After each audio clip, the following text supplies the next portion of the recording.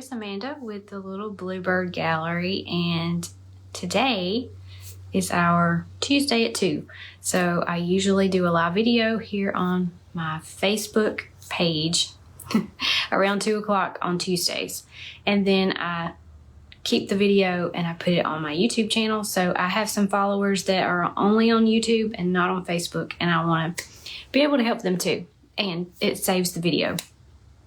But today we're going to do something a little bit different. I'm going to tell you something. It's kind of like a little story that will help you, I think, if you are looking to try to find your own style, your own authentic way of creating. Because this was something that was hard for me in the past, and I really struggled with what do I like, because I liked so many different things. And when I first started painting, I was just painting everything that I could think of and using all the mediums, all of the everything. And that's a good thing, that I was trying so many things and enjoying myself. But a lot of times you get to a point where you feel like, okay, I can't do everything. And I want my work to be recognizable. I want other people to be able to look at something and see something in common with all of the different paintings that I have. And what is kind of popular, especially online, is artists finding their style is kind of what they're calling it.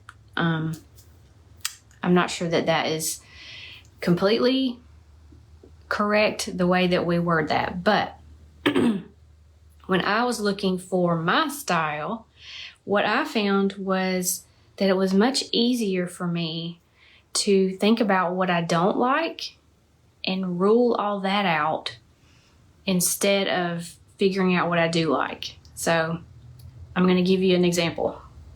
This has nothing to do with art, but whenever I get an order of French fries when we go out to eat, I always avoid the really pointy ones.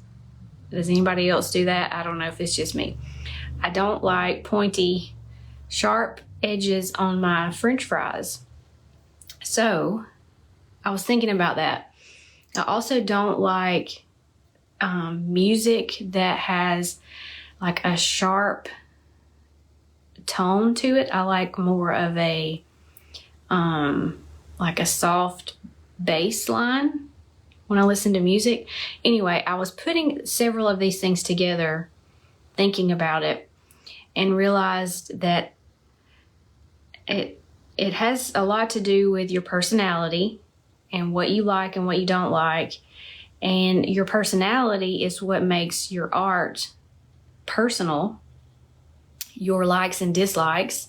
And so if I don't like sharp edges and I don't like harshness, then that translates into I like soft edges in my paintings too.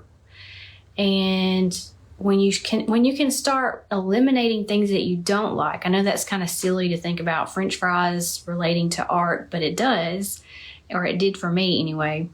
When you start eliminating those things that you don't like, then it's much easier to be like, okay, yeah, I really like that. So this new painting that I just did recently, someone actually, when I posted a picture of it on my Facebook page, someone actually said, I really like the softness in that painting. And that made me think, okay, I really like this one myself too.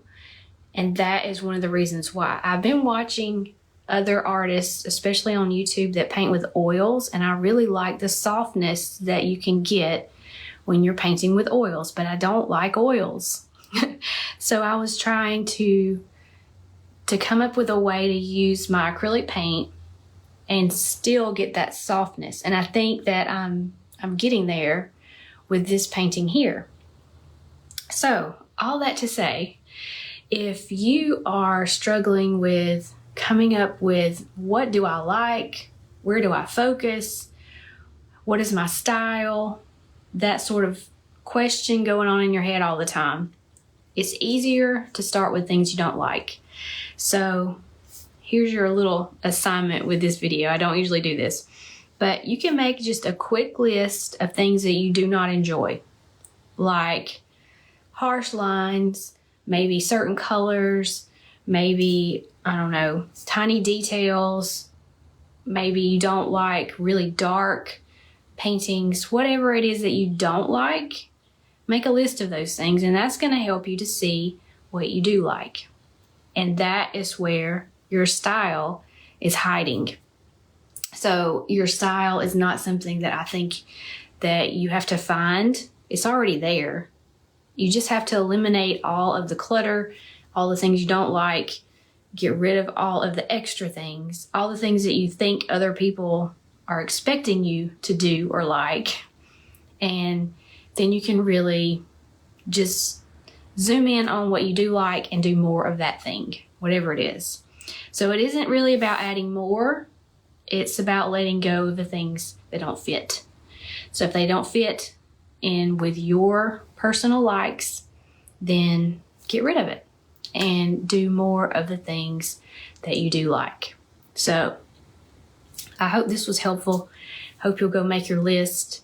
If this is something that you're interested in, then I think this would be the first step that I would take in trying to get to a point where you're making art that you really like, that is personal, that is something you would hang on your own wall. That's another tip that is a big one for me.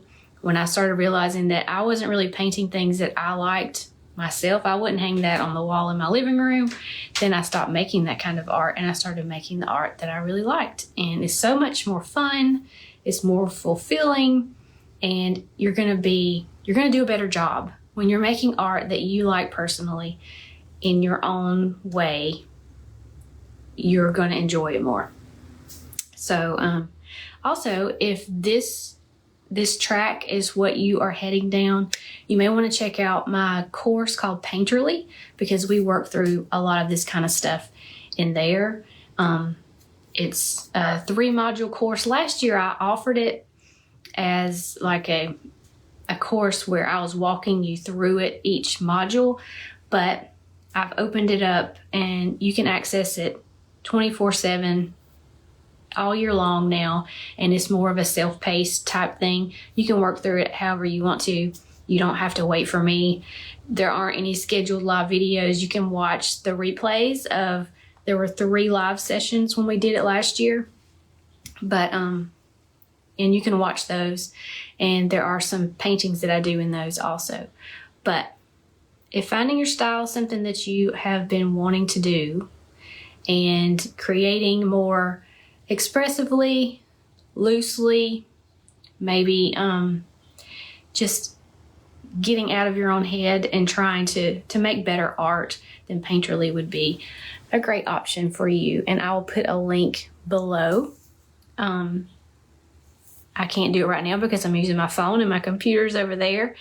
But if you go to my website, artbyamandahilburn.com, you can see up in the top, there's a little button that says Learn. And so I've got my membership and my course right there.